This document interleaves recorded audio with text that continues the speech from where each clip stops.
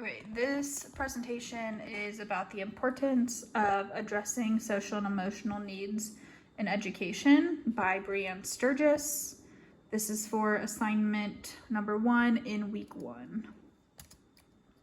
What is SEL, or also known as social and emotional learning?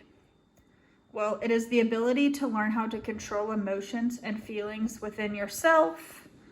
And my first piece of evidence was, according to the video, what is SEL and why it matters. Students learn to recognize what's happening inside them and to be aware of their emotions, which helps them deal with strong emotions and impulsive behaviors. It helps them stop, take a breath, and think about a situation before acting. So why does SEL matter? First of all, I put on here it matters to people because not only are students of any age dealing with social and emotional learning and implementing it into their lives, teachers are having it in their environment, administration, pretty much anyone and everyone needs to learn about social and emotional learning. And then I just put a recap on there, learning to control and process different emotions that students and people might feel. Also, it is important to improve your mental health.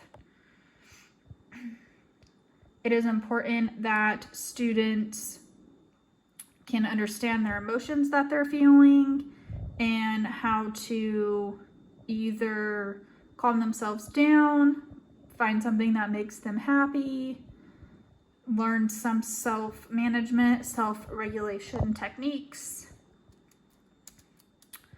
So to address the social and emotional learning in the classroom, a couple bullet points I have on here. First one teaches morality traits, respect, understanding, kindness, and inclusion.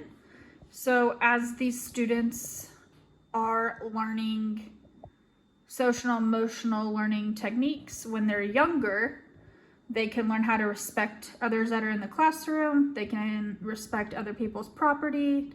If they get angry, they can find a way to calm themselves down versus tearing up all the crayons in the classroom, for example. Learning social and emotional strategies comes with understanding other students have the ability to know and feel the emotions that their peers are going through, and that leads into kindness. You know, if a student is in 5th grade and they recognize that their classmate is having a rough day, then they can be kind to that student and help them get through that day a little bit easier.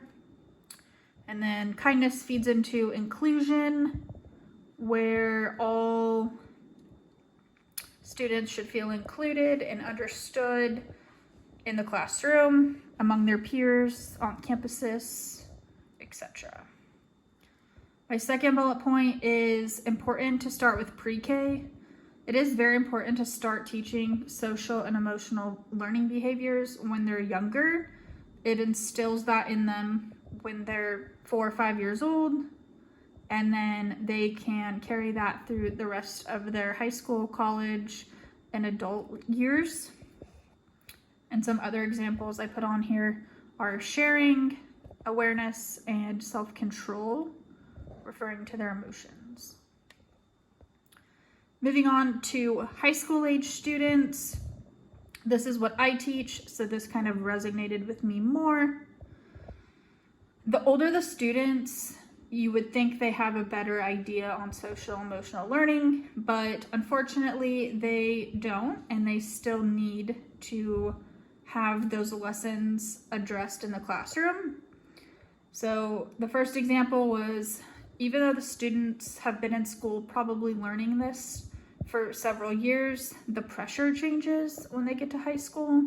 They have more relationships they have to deal with, whether they're dating, they have more peers among them in a high school setting, they're on sports teams, they're in clubs, and they have more pressure on them. So they need that better management with social and emotional recognition within themselves.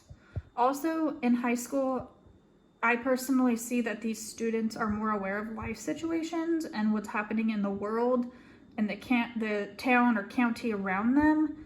And that puts a lot of stress and depression and mental health issues on them as well. And so my life situations goes down here with exposure. They're just exposed to so much more. They see things that go on in high school settings, and they have to cope with that. And we can teach them that through the classroom SEL lessons. My second piece of evidence was from the SEL overview video on Brightspace. If we don't teach them in a school, a lot of children are not getting the most basic, most important critical life skill. And then I had one more piece of evidence that I found on my own, and this came from a published article. According to Amanda Nickerson, students' self-reported overall SEL skills and their perception of SEL instruction across self-management, social awareness, relationship skills, and responsible decision-making were inversely related to their perceptions. So to wrap up, students of all ages need those relationship skills. They need to learn how to cope with the different emotions and feelings that society and the classroom and their peers are presenting to them.